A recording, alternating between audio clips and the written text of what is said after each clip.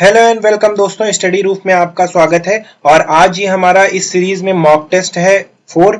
और आपको पता ही होगा कि हम लोगों की मॉक टेस्ट सीरीज चल रही है जिसमें सेम टू सेम सीटेट में जैसे क्वेश्चंस पूछे जाते हैं वैसे क्वेश्चन हम लोग करा रहे हैं। ठीक है, अगर आप लोग प्लेलिस्ट में जाकर हमारी क्लास को और मॉक टेस्ट को साथ में देखते हैं तो आप अच्छा स्कोर कर सकते हैं। तो अगर आपने इसके पिछले मॉक टेस्ट नहीं देखे तो आप प्लेलिस्ट में जाकर उनको भी देख सकते हैं। तो चलिए स्टार्ट करते हैं। ठीक है, आज के इस मॉक को स्टार्ट करते हैं हम लोग। देखिए, पहला क्वेश्चन है, निम्नलिखित में से कौन सी प्रथाएं सार्थक अधिगम को बढ़ावा देती हैं। ठीक है, तो देखिए शारीरिक दंड जो है, ठीक है, शारीरिक दंड जो है ये बढ़ावा नहीं देती। मैंने आपको अपने पिछले वीडियो में भी बताया था कि जहां पर पनिशमेंट होता है, ठीक है, जहां पर पनिशमेंट होता है या जहां पर प्योर तरीके से मतलब पुस्तक पर ही आधारित होता है या कहीं पर ये लिखा हुआ है कि सिर्फ याद करना ही लक्ष्य होता है या वर्गीकरण करना लक्ष्य होता है, तो ठीक है, तो ये सारी चीज याद रखिएगा कि ये कहीं भी आपका कोई ये करेक्ट आंसर नहीं होगा, ये हमेशा गलत ही विकल्प होंगे। तो जो शारीरिक दंड वाला ये विकल्प है ये तो देखिए गलत हो गया। सहयोगात्मक अधिगम पर्यावरण, ठीक है, जी हाँ, सहयोगात्मक तो है। तो देखिए ये सही विकल्प है। सतत एवं समग्र मूल्यांकन यानी sustainable plus inclusive inclusive evaluation, ठीक है, ये भी होता है, बिल्कुल सार्थक अधिगम है। ठीक है, पॉजिटिव लर्निंग को बढ़ावा देती है इंक्लूसिव इवैल्यूएशन और सस्टेनेबल, ठीक है। निरंतर तुलनात्मक, जी नहीं, तुलनात्मक मूल्यांकन जो है ये नहीं देती। तो यहाँ पर अगर हम बात करें तो हमारा बी विकल्प और सी ये दोनों सही लग रहे हैं। तो यहाँ से बी और प्लस सी विकल्प ये दोनों हमारे सही हो जाएंगे। क्योंकि देखिए इंक्लूसिव इवैल्यूएशन जो होता है ना, वो मैंने आपको अपने लेक्चर वाले वीडियो में बताया था और आप पिछले वाले वीडियो में भी आपको बताया था कि जो भ्रांतियां होती हैं, ठीक है, बच्चे के बीच जो भ्रांतियां होती हैं, ठीक है, या जो स्पष्टता होती है, ठीक है, कि बच्चा कौन से विषय में या किस चीज में स्पष्ट रूप से समझ पा रहा है या कौन से टॉपिक को नहीं समझ पा रहा है, तो ये सारी चीजें जो है इवैल्यूएशन से हमें पता चल जाती है। और कंटिन्यूअस या सस्टेनेबल इवैल्यूएशन हम कर रहे हैं तो हम लोग इस चीज को बच्चे में ट्रैक कर सकते हैं। ठीक है, बच्चे के अधिगम विकास में ट्रैक कर सकते हैं। ठीक है, और आपको पता होगा लर्निंग इन्वायरमेंट जो है, लर्निंग इन्वायरमेंट तो बहुत बड़ा प्रभाव डालता है। ठीक है, तो ये दोनों सही विकल्प हमारे हो जाएंगे। उसके बाद अगले क्वेश्चन की ओर चलते हैं। शिक्षक बच्चों की जटिल अवधारणा की समझ को किस प्रकार सहज कर सकते हैं। ठीक है, जैसे जटिल अवधारणा है कोई, ठीक है, मीन्स बहुत कॉम्प्लेक्स थ्योरी है किसी चीज की, ठीक है, या कॉम्प्लेक्स बिलीफ है, ठीक है, कॉम्प्लेक्स बिलीफ है, तो उसको एक शिक्षक है वो सहज कैसे कर सकता है, कैसे उसे इजी बना सकता है बच्चे के लिए। ठीक है, ये चीज इसमें पूछी गई है कि अगर कोई चीज कोई कॉम्प्लेक्स बिलीफ है या कोई कॉम्प्लेक्स थ्योरी है उसको एक शिक्षक कैसे इजी कर सकता है, ये पूछा गया। तो देखिए, एक व्याख्यान देकर, जी नहीं, व्याख्यान देकर आप इसको इजी नहीं कर सकते। प्रतियोगितात्मक मीन्स कॉम्पिटिटिव अवसरों की व्यवस्था करके, जी नहीं, कॉम्पिटिटिव अवसरों की व्यवस्था करेंगे तो बच्चा कम्पीट करेगा और अपनी चीजों को समझेगा, लेकिन उसे कुछ सीखने का कैसे मिलेगा। ठीक है, ये तो फाइनल स्टेज, जो प्रतियोगितात्मक अवसर होते हैं ये फाइनल स्टेज पे दिए जाते हैं। बार बार यांत्रिक अभ्यास कराकर, जी नहीं, ये भी नहीं होगा। अन्वेषण एवं परिचर्चा के लिए अवसर उपलब्ध करा के, ये हमारा सही विकल्प लग रहा है। देखिए, अन्वेषण का मतलब होता है इन्वेस्टिगेशन, ठीक है, मतलब चीजों को इन्वेस्टिगेट करके क्या क्या चीजें हैं, जैसे मान लीजिए कोई थ्योरी है जिसको समझने में मुश्किल आ रही है तो उस चीज पर और आप रिसर्च करके उसको बता सकते हैं बच्चे को, या उसको और रिसर्च करने के लिए कह सकते हैं परिचर्चा, यानी उस चीज पर डिस्कशन करके, ठीक है, उस टॉपिक पर डिस्कशन करके। तो ये सारी चीजें हैं, इन्वेस्टिगेशन करके, रिसर्च करके, डिस्कशन करके, या कोई एग्जाम्पल देके, ठीक है, उदाहरण देकर, ठीक है, ये सारी ऐसी चीजें हैं जो किसी जटिल अवधारणा को बच्चों के अधिगम में सहज कर सकता है एक शिक्षक। ठीक है, इन सारी चीजों को इन्वॉल्व करके, तो डी विकल्प हमारा सही जवाब हो जाएगा। चलिए अगले क्वेश्चन की ओर चलते हैं और अगला क्वेश्चन है, एक प्राथमिक विद्यालय, ठीक है, एक प्राइमरी स्कूल की अध्यापिका बच्चों को एक प्रभावशाली समस्या समाधान करता है बनने के लिए किस प्रकार से प्रोत्साहित कर सकती है।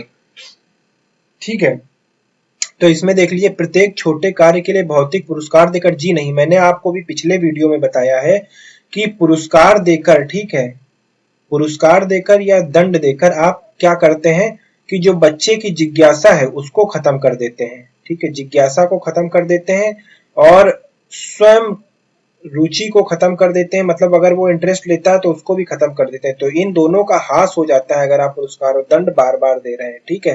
तो प्रत्येक छोटे छोटे कार्यों के लिए, ठीक है, कभी कभार चलता है, लेकिन प्रत्येक छोटे छोटे कार्य प्रत्येक या लगातार हम नहीं कर सकते, ठीक है। ये चीज याद रखिएगा, पिछले वीडियो में भी मैं आपको बता चुका हूँ। केवल प्रक्रियात्मक ज्ञान पर बल या महत्व देकर, ठीक है। देखिए मैंने आपको अभी बताया कि केवल जहां पर लगा हो ये थोड़ा सा संशयपूर्ण हो जाता है, ठीक है। ये थोड़ा संशयपूर्ण हो जाता है, ठीक है। तो इस पे थोड़ा संदेह उत्पन्न हो जाता है जहां पर लगा हो। जैसे यहाँ मैंने आपको बताया कि केवल पुस्तक पर, ठीक है, याद रखिएगा, केवल पुस्तक पर या केवल याद करके, ठीक है। तो ये सारी चीजें जहां पर है वो सही विकल्प कभी नहीं हो सकती, ये ट्रिक है एक तरीके से, ठीक। तो केवल प्रक्रियात्मक ज्ञान पर बल या महत्व देकर नहीं निकाल प्रोत्साहित कर सकते। गलत उत्तरों का को अस्वीकार करके एवं दंडित करके, जी नहीं, मैंने आपको यहाँ पर बताया कि पुरस्कार या दंड देकर हम बिल्कुल नहीं कर सकते। तो ये भी विकल्प हमारा नहीं हो जाएगा। ए गलत है, बी गलत है, सी गलत है, डी देख लेते हैं। बच्चों को सहज अनुभूति अनुमान लगाने के लिए प्रोत्साहित करके तथा उसी पर आधारित विचार मंथन करके आप बिल्कुल सहज कर सकते हैं और प्रोत्साहित कर सकते हैं। ये हमारा सही विकल्प हो जाएगा। मतलब उनसे कह सकते हैं कि एक इजी गेस बच्चा लगाए। अगर मान लीजिए कोई चीज आप पूछ रहे हैं तो बच्चे से उस पर इजी गेस करने के लिए पूछ सकते हैं, ठीक है। या इजी गेस करने के लिए पूछ सकते हैं, या विचार या मंथन जिसको हम लोग कहते हैं डिस्कशन, ठीक है, डिस्कशन कर सकते हैं, ठीक है। तो इन सारी चीजों से आप क्या कर सकते हैं, प्रोत्साहित कर सकते हैं। जैसे मान लीजिए अगर आपने बच्चे से पूछा कि भारत का प्रधानमंत्री कौन है, तो आप ये कह सकते हैं कि वो एक इजी गेस लगाए। इससे क्या होगा, वो सोचने पे मजबूर होगा। फिर आप डिस्कशन कर सकते हैं कि रोज न्यूज़पेपर में निकलता है, या वो इस पार्टी से बिलोंग करते हैं, या भारत की जनता उनको चुनती है, ठीक है। तो ऐसे जब आप करेंगे तो बच्चा खुद एनालिसिस करेगा, विश्लेषण करेगा, और वो सीधे सीधे फिर क्या होगा, डिराइव हो जाएगा, आंसर पर वो पहुंच जाएगा, ठीक है। तो ये सारी चीजें याद रखिएगा। उसके बाद अगले क्वेश्चन की ओर बढ़ते हैं, और अगला क्वेश्चन हमारा, निम्नलिखित अवधि में से इसमें शारीरिक वृद्धि एवं विकास तीव्र गति से घटित होता है, ठीक। जो मेरा सीडीपी का लेक्चर 2 है, ठीक है, जो मेरा लेक्चर 2 था क्लास 1 का जो पार्ट 2 था, उसमें मैंने आपको बताया कि यहाँ पर देखिए दो चीजें, वहां पर मैंने आपसे कहा था, एक तो ये है कि जो गर्भावस्था होती है, ठीक है, गर्भावस्था, यहाँ पर सबसे तीव्र विकास होता है, ठीक, सबसे तीव्र विकास होता है, ठीक है। लेकिन यहाँ पर देखिए कहीं भी आपको गर्भावस्था देखने को नहीं मिलेगी। तो यहाँ पर आपको तीन चीजें दी हुई हैं, ठीक है। तो यहाँ पर अगर हम बात करें तो देखिए जो शैशवावस्था है, ठीक है, शैशवावस्था यानी जिसे हम कहते हैं 0 से 2 साल, ठीक है। उसके बाद प्रारंभिक, ठीक है, प्रारंभिक बाल्यावस्था, बाल्यावस्था, इसको देखिए प्रारंभिक या पूर्व बाल्यावस्था भी कहा जाता है। इसको कहते हैं अर्ली चाइल्डहुड, ठीक है, अर्ली चाइल्डहुड। और ये चलता है हमारा 2 से 6 साल तक, ठीक है। तो इन्हीं दोनों में क्या होता है, इन दोनों में सबसे ज्यादा विकास होता है, ठीक है। इन दोनों में सबसे ज्यादा विकास होता है, सबसे ज्यादा तीव्र गति से विकास होता है, ठीक। ये चीज याद रखिएगा कि सबसे ज्यादा तीव्र गति से विकास होता है। क्योंकि आपको वो देखिए यहाँ पे आपको हॉर्लिक्स की वो प्रचार तो आपने पढ़ी होगी कि बच्चों का विकास 0 से 5 साल में, 0 से 5 साल में बच्चों का विकास जो है वो 95% तक हो जाता है, बच्चों की बुद्धि का विकास, ठीक है। तो ये सारी चीजें आप समझिएगा, और ये मैंने आपको लेक्चर में एकदम पूरी तरीके से डिटेल में एक्सप्लेन किया है। अगर आपने वो लेक्चर मेरा देखा होगा तो यहाँ पे सारी चीजें आपको सही तरीके से समझ में आ जाएंगी, ठीक है। तो मैंने आपको बताया था शैशवावस्था या पूर्व प्रारंभिक बाल्यावस्था में सबसे ज्यादा विकास होता है। तो यहाँ पर ए विकल्प हमारा सही हो जाएगा, शैशवावस्था में प्रारंभिक बाल्यावस्था में सबसे ज्यादा विकास होता है, ठीक है। लगभग 95% जो बच्चे का डेवलपमेंट है मस्तिष्क का, वो यहाँ पर हो जाता है। फिर अगले क्वेश्चन की ओर बढ़ते हैं, निम्नलिखित में से कौन सा विकास का सिद्धांत नहीं है, ठीक है। तो अगर विकास के सिद्धांत की बात करें तो यहाँ पर देखते हैं हम लोग कि मैंने आपको बताया था कि विकास जो है, अगर हम लोग यहाँ पर डेवलपमेंट देखें या विकास, तो मैंने आपको क्या क्या चीजें बताई थी अपने क्लास में, उसको रिकॉल कर लेते हैं। मैंने आपको बताया था कि पहली बात तो ये जीवन पर्यंत होता है, ठीक है, लाइफ लॉन्ग होता है। और यहाँ पर मैंने आपको थ्योरी दी थी, वूम्ब टू टूम्ब की थ्योरी, ठीक है, ये पढ़ाया था कि जन्म से कब्र तक होता है। उसके बाद मैंने आपको बताया था कि जो विकास है वो परिवर्त्य होता है, ठीक है, मतलब समान नहीं होता, ठीक है, फ्लक्चुअल चेंजिंग रेट के साथ होता है, चेंजिंग रेट के साथ। फिर देखिए मैंने आपको बताया था कि अनुवांशिकता, अनुवांशिकता प्लस पर्यावरण, ठीक है, ये दोनों प्रभावित करते हैं, इन्फ्लुएंस करते हैं। याद कीजिए जहां मैंने आपको बताया था फैक्टर्स अफेक्टिंग डेवलपमेंट, वहां पर मैंने आपको ये बताया था कि कौन कौन सी चीजें जो है जो विकास को प्रभावित करती हैं। तो यहां से देखा जाए तो ए भी है, बी भी और सी, ये तीन तो सही है।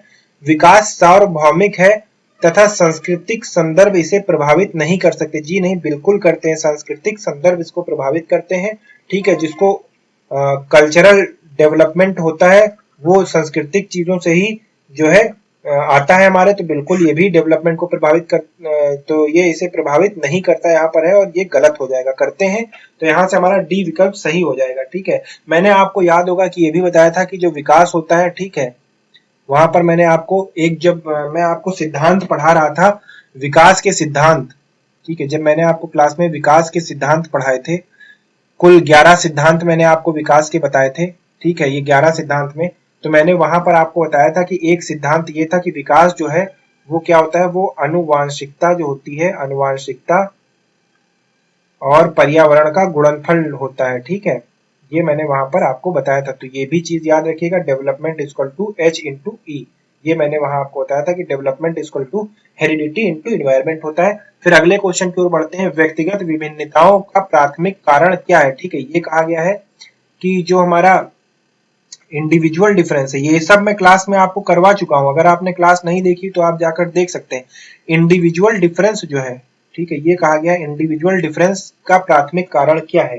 तो यहाँ पर अगर प्राथमिक कारणों की चर्चा की जाए तो यहाँ पर देखिए मैंने आपको बताया था कि जो हमारी हेरिडिटी है, ठीक है, यानी आनुवांशिकता, और जो हमारी इन्वायरमेंट है, ठीक है, जो हमारा इन्वायरमेंट है, ठीक है, इन दोनों के बीच जो कॉम्प्लेक्स रिएक्शन होता है वो इंडिविजुअल डिफरेंस को पैदा करता है, ठीक है। और ये मैं आपको स्पष्ट तौर से क्लास में बता चुका हूं। और ये देखिए ये प्रीवियस ईयर का क्वेश्चन भी है, ये प्रीवियस ईयर का क्वेश्चन भी है जो सी टेट में पूछा गया था, ठीक है।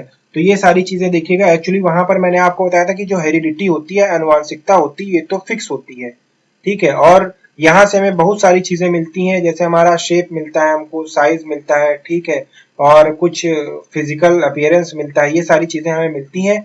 और उसके बाद जो चीजें हम सीखते हैं वो हमारे इन्वायरमेंट से हम लेते हैं, ठीक है। तो दोनों का बहुत बड़ा रोल होता है, और दोनों के पारस्परिक रिएक्शन से ही इंडिविजुअल डिफरेंस पैदा होता है, ठीक है।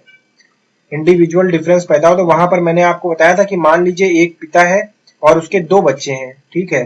तो देखिए यहाँ पर हेरिडिटरी कैरेक्टर जो है वो तो सेम हो जाएगा, ठीक है, यहाँ पर जो आनुवांशिकता है वो तो सेम हो जाएगी, लेकिन दोनों अलग अलग होते हैं ना, और इनमें जो इंडिविजुअल डिफरेंस है वो अब कौन पैदा करेगा, इन्वायरमेंट पैदा करेगा, ठीक है। तो यहाँ पर जो आनुवांशिकता है और जो पर्यावरण है, इसके बीच जो जटिल पारस्परिक क्रिया है, ये इंडिविजुअल डिफरेंस या व्यक्तिगत विभिन्नताओं को उपजाता है। तो ये हमारा डी विकल्प सही हो जाएगा। इसके बाद अगले क्वेश्चन की ओर बढ़ते हैं। ये सारी चीजें यहाँ पर कुछ क्वेश्चन अगर आप प्लेलिस्ट में जाकर क्लास को फॉलो कर रहे हैं सीडीपी की, तो चीजें आसानी से समझ में आ जाएंगी। आप आसानी से देखिए 25 में से 30 तो स्कोर कर ही लोगे, उसमें कोई दिक्कत नहीं होगी आपको। उसके बाद देखते हैं निम्नलिखित में से कौन सा द्वितीयक समाजीकरण एजेंसी का उदाहरण है, ठीक है। द्वितीय समाजीकरण का उदाहरण है, तो यहाँ पर अगर हम लोग बात करें तो देखिए यहाँ पर विद्यालय और जो मीडिया है, ठीक है, विद्यालय और जो मीडिया है ये हमारा सेकेंडरी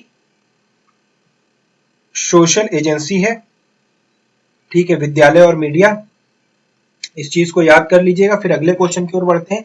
निम्नलिखित संरचनाओं में से आरटी किसकी वकालत करता है। देखिए मैंने आपको भी बताया था, आरटी के बारे में जान लेते हैं। आरटी का मतलब होता है राइट टू एजुकेशन, ठीक है, राइट टू एजुकेशन या शिक्षा का अधिकार, ठीक है, शिक्षा का अधिकार। ये वर्ष 2009 में आया, और शिक्षा का अधिकार हमारा एक मौलिक अधिकार भी है, ठीक है, मौलिक अधिकार भी है। और देखिए अगर अनिवार्य शिक्षा की बात करें तो अनिवार्य शिक्षा 86वें संविधान संशोधन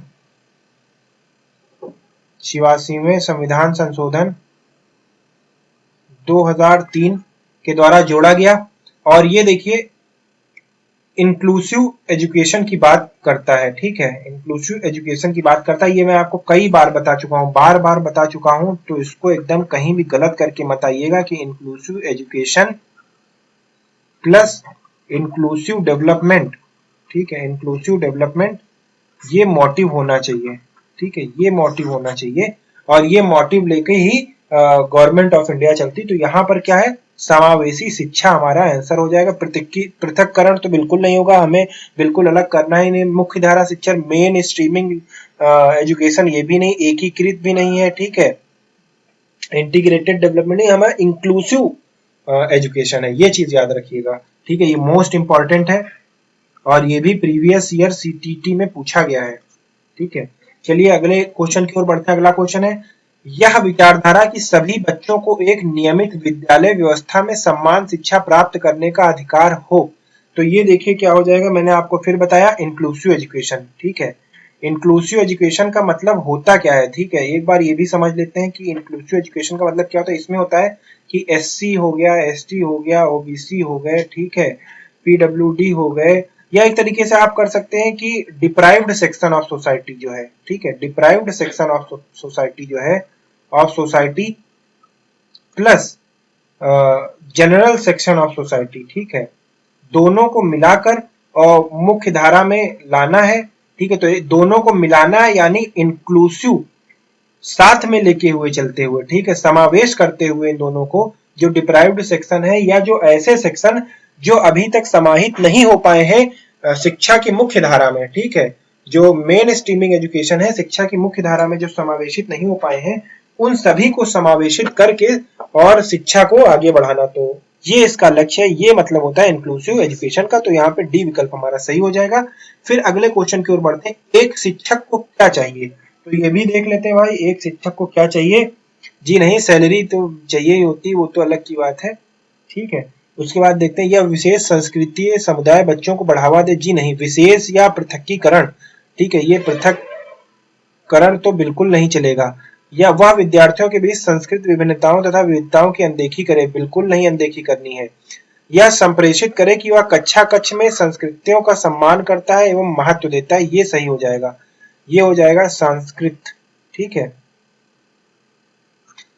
संस्कृत या कल्चर जिसको कहते हैं, ठीक है।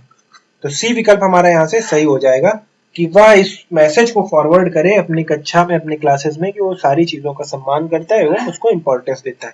फिर अगले क्वेश्चन की ओर चलते हैं, पूर्व बाल्यावस्था कितने समय काल तक होती है, ठीक है, मैंने आपको पहले ही बताया था कि देखिए जो भ्रूणावस्था होती है, एक बार फिर से यहाँ पर सीख लीजिए, जो भ्रूणावस्था होती है, ठीक है, जो भ्रूणावस्था होती है वो 0 से 40 हफ्तों तक चलती है, ठीक है, हफ्तों तक, ये लगभग 280 दिनों तक होता है, दिनों तक, और ये रफली 9 महीने भी होता है, ठीक है।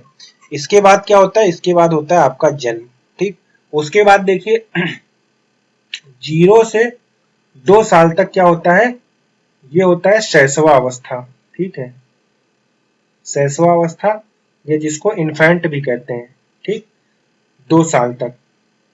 उसके बाद देखिए 2 से 6 साल तक क्या होता है, ये होता है हमारा पूर्व बाल्यावस्था, ठीक है। और उसके बाद देखते हैं कि 7 से 12 साल तक हमारा क्या होता है, उत्तर बाल्यावस्था, ठीक है। उसके बाद अगर बात करें तो 13 से 19 साल तक क्या होता है हमारा, ये होता है किशोरावस्था, ठीक है, किशोरावस्था होता है। ये सारी चीजें मैंने अपने क्लास में डिस्कस की हैं, सीडीपी की क्लास आप प्लेलिस्ट में देख सकते हैं, वहां पर मैंने ये भी बताया कि किशोरावस्था में क्या होता है, ठीक है, ये स्टॉर्म का पीरियड होता है, स्ट्रेस का पीरियड होता है, ठीक है, और आइडेंटिटी क्राइसिस का पीरियड होता है, ठीक है, आइडेंटिटी क्राइसिस का पीरियड होता है, और ये मैंने वहां पर आपको बताया था कि ट्रबलसम पीरियड होता है, ठीक है। तो ये सारी चीजों से भी सवाल आ सकते हैं। तो यहाँ पर देखते हैं क्या पूछा है, पूर्व बाल्यावस्था कितने समय काल तक होता है, तो देखिए पूर्व बाल्यावस्था हमारा 2 से 6 वर्ष तक होता है, ए विकल्प सही हो जाएगा, ठीक है। उसके बाद चलते हैं अगले क्वेश्चन पर, उत्तर बाल्यावस्था कितने समय तक होता है, तो ये भी देख लेते हैं। देखिए उत्तर बाल्यावस्था मैंने आपको बताया कि 7 से 12 साल तक होता है। तो यहाँ पर देखिए जो उत्तर बाल्यावस्था है यहाँ पे लिख लीजिएगा 7 से 12 वर्ष, ठीक है, यहाँ तक होता है, या 6 से 12 वर्ष आप कह सकते हैं, ठीक है। दोनों में से अगर कोई विकल्प दिया हो तो वो सही हो जाएगा। यहाँ पे एक्चुअली 6 से 12 वर्ष होना चाहिए, ठीक है, टाइपिंग मिस्टेक हो गया है। तो बी विकल्प हमारा यहाँ से सही हो जाएगा, ठीक है। उत्तर बाल्यावस्था की बात की है 6 से 12 वर्ष, ठीक है। तो ये थोड़ा सा है, आप आंसर की में देख लीजिएगा इसको, ये एक्चुअली 6 से 12 वर्ष ही होगा, ठीक है। उसके बाद अगले क्वेश्चन पर बढ़ते हैं। पहचान का संकट किस अवस्था में होता है, ठीक है, ये हमारा क्वेश्चन है। और मैंने अभी आपको बताया कि जो आइडेंटिटी क्राइसिस होती है, ठीक है, आइडेंटिटी क्राइसिस वो किस अवस्था में होती है, एक बार पीछे चल के देख लेते हैं। तो यहाँ पर मैंने आपको बताया कि जो आइडेंटिटी क्राइसिस है वो किशोरावस्था में होती है। तो ठीक है, किशोरावस्था में हमारी आइडेंटिटी क्राइसिस होती है, यानी इसका विकल्प सी विकल्प आंसर हो जाएगा हमारा, ठीक है, सी विकल्प आंसर हो जाएगा। उसके बाद अगले क्वेश्चन की ओर बढ़ते हैं। विद्यार्थियों को स्पष्ट उदाहरण एवं गैर उदाहरण देने का क्या परिणाम है। तो देखिए इसमें हमारा जो सही आंसर है वो हो जाएगा कि यह अवधारणात्मक परिवर्तन, ठीक है, यानी कि कॉन्सेप्चुअल क्लैरिटी और स्ट्रक्चरल डेवलपमेंट को प्रोत्साहित करने के लिए एक प्रभावशाली तरीका है। ए विकल्प ही हमारा सही हो जाएगा। ये भ्रांतियां नहीं उत्पन्न करता, अवधारणात्मक समझ में अभाव पैदा नहीं करता है, समझ के कार्य विधिक प्रक्रियात्मक ज्ञान पर ध्यान केंद्रित नहीं करता। ए विकल्प हमारा सही हो जाएगा। उसके बाद अगले क्वेश्चन पे बढ़ते हैं। गैंग अवस्था किसकी विशेषता है, ठीक है, ये भी मैं आपको अपने वीडियो में जो सीडीपी का लेक्चर था, ठीक है, क्लास 1 पार्ट 2 उसमें समझा चुका हूँ। और यहाँ पर जो हमारा सही आंसर हो जाएगा वो है यहाँ पर देखिए जो गैंग अवस्था होती है वो हमारी होती है उत्तर बाल्यावस्था, ये जिसको हम लोग कहते हैं 7 से 12 वर्ष। बच्चे गैंग बनाने लगते हैं या समूह बनाने लगते हैं, ठीक है। इसमें सम समूह यानी उनके जैसे हम शक्ल बच्चे और उनकी बात ज्यादा मानते हैं, ठीक है, बात ज्यादा मानते हैं, ठीक है। और देखिए सम समूह पर विश्वास ज्यादा होता है, ठीक है। ये सारी चीजें कुछ हैं, पूरी तरीके से विस्तार से समझने के लिए आप वीडियो हमारा देख लीजिए। उसके बाद हम लोग देखते हैं, ये हमारी आंसर की है मॉक टेस्ट 4 का। और आपको अगर ये वीडियो पसंद आया हो तो चैनल को आप सब्सक्राइब कर लें, वीडियो पसंद आए लाइक करें, कमेंट करें और लोगों के साथ शेयर करें। ये हमारा सोशल मीडिया हैंडल, आप यहाँ हमसे जुड़ सकते हैं और चैनल को सब्सक्राइब करें। Thank you for watching.